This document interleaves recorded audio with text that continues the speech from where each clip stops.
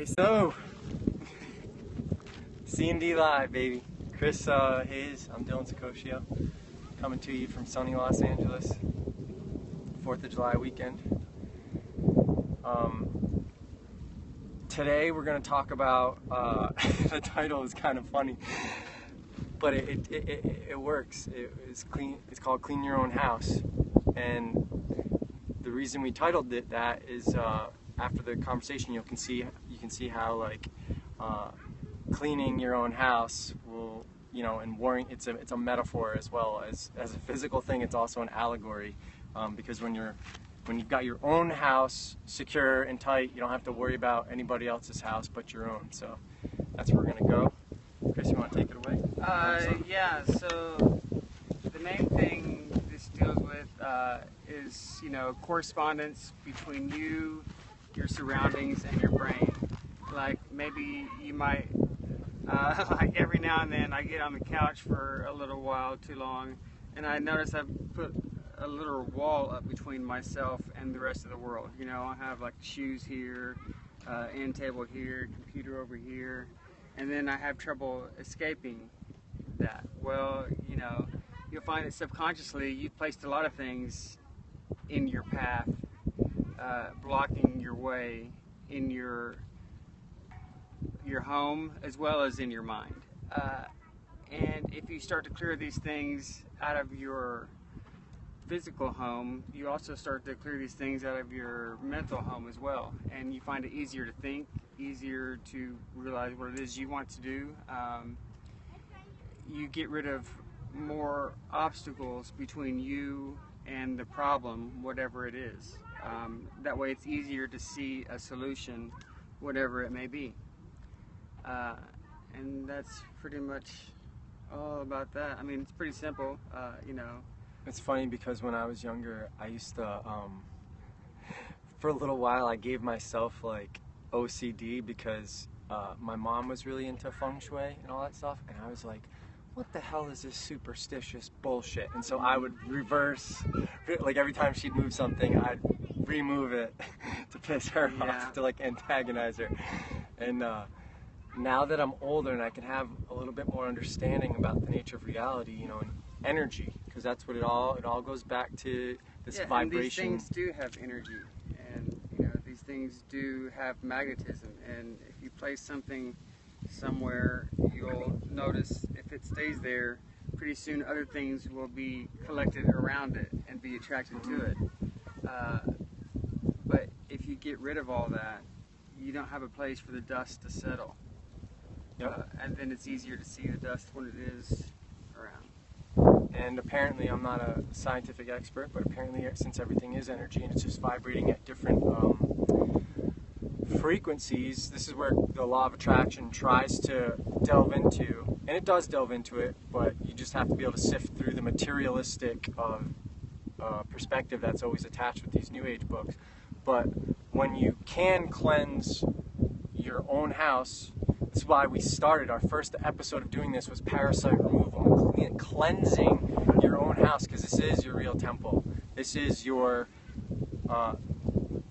temple of Solomon, if you will. And you got to clean your own house first. So as you cleanse your body, you make it more conductive for energy and electricity, and it enables you to pick up other senses. We don't just have 5 senses like we're taught in the materialist schools. We have intuitive senses. We have clairvoyant senses. We haven't developed them as a species, as a whole, as a race, and during this time around anyway. But there are plenty of people that have already and that are practicing it and actually making profit off of it, pun intended, because they are seeing pictures and they are seeing things that happen, and I've certainly had my own experiences with that, so I know it's real. But as you clean your body, the next step is to what Chris said, clean your room. You don't want to be crossed. You don't want to have all these wires and shit keeping you from getting what you actually desire, what you want to reconnect with, the sovereign creative power. and it's important, and that's why I've broken down desire, why we shouldn't say desire, because that is to negate sovereignty, cut one off from their sovereign creative power. It's in our verbiage and in our language, so we have to learn how to reprogram that, cleanse our internal house, so we can cleanse our external house, and then once your house is tight, you got yourself going, and then, you know, you have guests over. Yeah, you have a tight ship. Hopefully it's not a citizen ship. Hopefully it's a better ship than that. The beautiful thing that you were talking about is, we were just talking about the sine wave, you know, and the polarities and the energy, and that's what vibration is. It's resistance. That's why I told you resistance is assistance, because you need resistance in order to keep that sine wave going. Otherwise it would just be neutral. And if you want to get out of these dialectics, a certain amount of neutrality is required. You need to neutralize the polarity charges, the positive and the negative, the ionization. Think about how many words you see ion in it. Concentration, abduction, convection. You could go all day listing words in our language that have ion in it. That's why, you know, in certain traditions you have two pillars, and the third pillar in the middle is the ionic pillar. So I is on, phonetically, ion. So, and then, do you want to talk about the surfing thing? That surfing? I thought it was, I thought it was value on the way up, because we were talking about the sine wave. So yeah, basically, I've been trying to stay fit myself. It's always been a challenge. You know, sometimes if I have a specific goal, that I'll kind of get there by coincidence. But since I don't right now, it's just kind of been like having to take my medicine, you know, running, getting out the door. But I watched this amazing video the other day that kind of re-inspired me to help motivate me to do that. The guy was talking about being fit enough, you know, fit enough, and to me, and also said, you know, train like a surfer, be ready to catch any wave. You know, like a surfer, you never know where the big swell is going to be, when it's going to be, you know, even when you're on the ocean, when the next wave's going to come. But you need to be in shape, you know, for either mentally, physically, well, hopefully everything, for when that wave does come. You never know, you know, hopefully you're getting adept enough at, you know, understanding patterns to see the wave coming, but whether you see it or not, you need to be fit enough to be ready to handle it whenever it does come, because it will come. And to add to that, to tie it into the subject with cleaning your own house, is when you do clean your own house internally and externally, you are adjusting your corresponding energy to the things that you want, or that you not want is not the right word, the things that you're interested in having in your life, things that you would like to resire. And so that is the law of attraction. When you clear everything out and adjust and attune your own frequency to those things, that's how you attract the wave in the first place, and then the wave comes. And so maybe it might not be a once in a lifetime wave. Maybe it'll be something more regularly occurring. You just have to learn how to manifest that. And the way you manifest it is not by sitting around wishing it would be that way. You work on yourself. I had another thought too this morning when I was running. You know, we're so focused on trying to get everyone well enough, you know, to get into heaven. Well, what if we think about change that up a little bit, and, you know, try to be good enough people to where heaven wants to come here. Yeah.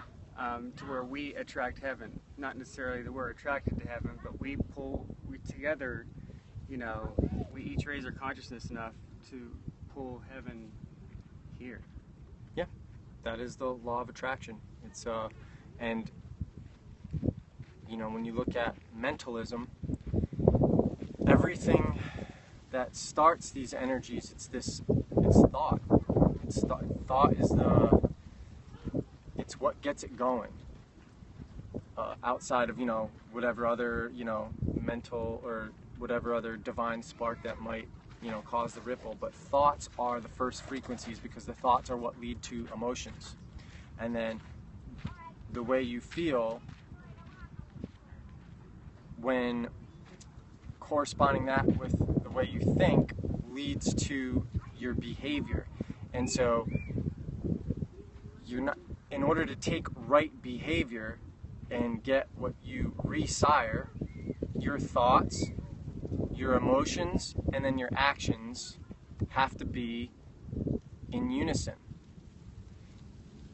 And if they're not in unison, it leads to a state of duality, and it's kind of like performing a song or a science experiment, and it just goes horribly wrong because you're thinking about something that is not aligned with the way you feel, or you're behaving in a manner that is like not aligned with your beliefs or with your decision-making skills the way you'd like to be. That's why sometimes good people do bad things. Sometimes bad people do good things, and I think everybody's ultimately good at the beginning underneath all this stuff, but I think a lifetime of doing immoral things perverts that and pollutes that. But ultimately, there are still people who are, I would say, behaving like evil people that still understand natural law. And so even though they're intellectually smart and they're cunning, they understand how nature works. So they say, well, fuck it. Yeah, I want to steal your wealth so I can live a lavish lifestyle. My heart, or my mind, my heart, and my actions all agree with that, and that's how they're able to manifest it, because the universe respects unison. It doesn't really care about what you wish. You could sit around, wish for world peace, wish for blah, blah, blah, but ultimately, in this ocean of energy, it's your actions that will program the reality, the reality, the sun rays. So in the new Star Wars, what's the main character's name? Rey. Oh, coincidence? Probably, says the materialist. Hate. Play hate as well. Anybody else have anything they want to contribute? Talk about whatever you want today. Kind of relaxing. Sun's day. Yeah, a nice day. Yeah. Glad it didn't get too hot. What else you want to talk about? I can go either way. I mean, I'm good. I think I've said about all I needed to say. Yeah, thinking about this week for me, what I'd like for people to start thinking about that join these shows and actually stay with, or continually watch or come back and rewatch the replay is, I would like for people to start paying attention to patterns that they keep seeing, and then sharing that, and then contemplating about the patterns that they keep seeing everywhere, from certain times when they look up at the clock and it's always a certain time for them, or and let's start delving into stuff that we're actually experiencing in this world, and see if we can decode it, because I've got so much to say. I mean, I've written a whole book this month on it alone. It's really interesting, a lot of the patterns I'm seeing, and then a lot of people are contacting me, asking me if I'm seeing these patterns. I'm like, yeah, I am seeing those patterns. I thought it was just me. And they're like, no, it's me too. I see it everywhere. What does it mean? And so I have a handful of people that we're always, every time we see it, we'll either screenshot the image with our phone, or we'll take a picture of it and send it to each other and keep a record of it, because I think when you chart our progress, you'll see that there's a lot of stuff that's going on here that isn't coincidence. And as I've stated before, there is no such thing as coincidence. I think I stated this yesterday, as a matter of fact. There's just cause and effect, and every effect has its cause. And if we want to change this world and the nature of this reality into a more holistic, a healthier one, a nicer one that's not as chaotic, it's going to require us understanding causality, not panicking like little kids that are afraid to leave the house every time there's some crazy event that happens. We have to abandon fear, see fear for what it is. It's our perception of something that 9 out of 10 times, or maybe even 99 out of 100 times, is false evidence appearing real. Or maybe it is real evidence, but it's never happened to us. We're getting that evidence from, something that's being projected onto us through the media. Rather than, how many times have you walked outside and seen ISIS? How many times have you walked outside and, seen a mass shooter? What happens is there's a lot of rare occurrences in the nature of this world that the media grapples onto and then hypes up to make you afraid to do anything in life. And those are just the first things that came to my head because that's all I get projected onto me right now. But there's a lot of other things. I have an irrational fear of sharks. I didn't realize that people watching this might still be watching the news. Maybe I should have started with, if you're watching the news, stop watching that. Yeah, for sure. When I worked in financial services, that's the first thing they told me. Get rid of your TV. I'm not into the New Age thing where you ignore all the bad stuff.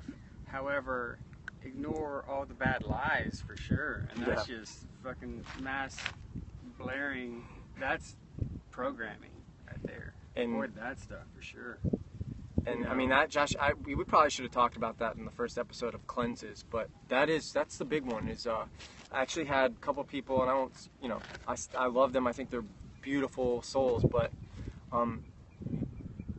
they looked at me like I was an alien when someone was looking at an article on CNN, and I was like, what are you getting news from CNN for? I was like, that's all propaganda, right? I mean, propaganda is legal in this country. They legalize propaganda.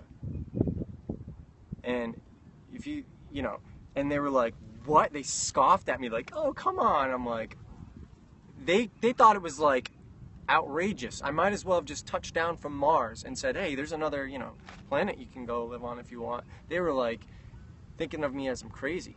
But you can catch these big media outlets lying over and over again. They're just two hands of the same hand. You got CNN, Kanan, Fox, FOX. You look that up in numerology, it's 666. It's definitely a propaganda coincidence? machine. Yeah, and I'm just using Fox and CNN because those are the big ones here. And, UK, you get the BBC. You get all these agencies that constantly sweep the truth under the rug and said, don't worry about this. Forget about it, And so it's essentially, you need to cleanse yourself of all this erroneous information, because when you shut everything off and you just go outside in nature, look, it's a beautiful day. Got this amazing trees in the background, this crystal clear sky with these beautiful billowing clouds drifting by us. You got the wind purifying everything, amazing views.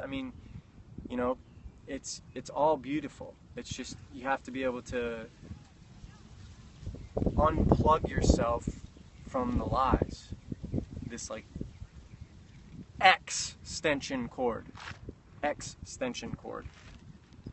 You got to get rid of that because it's just connecting you to their virus rather than you connecting to God or source or nature or whatever you believe in. So, I don't care about the semantics, but so anywho, anyone have anything else to say? If not, we'll probably take off unless you got more. Okay. Well, I hope all of you have an amazing Sunday. And till next time, remember, think about the interesting patterns you're seeing in reality around you. Nothing's too small or insignificant. And then next time you see us, we try to go live every Sunday. It'll be fun for a bunch of people just to come on here and share their patterns that they started seeing. Whether it is, in the matrix of the TV programming, whether it's stuff online, whether it's stuff in nature, whether it's stuff at work, doesn't matter. I don't think there's anything too small. I just think we need to start paying attention to patterns, because to me lately, this month has probably been one of the most revealing, or I should say last month because it's May. I'm sorry, June. The month of June is probably one of the most revealing months of my life, and I've never seen so many patterns, and it'd just be interesting to see if anybody else sees some of this stuff without me telling people what it is. But other than that, have an amazing rest of your Sunday, and we'll see you next time.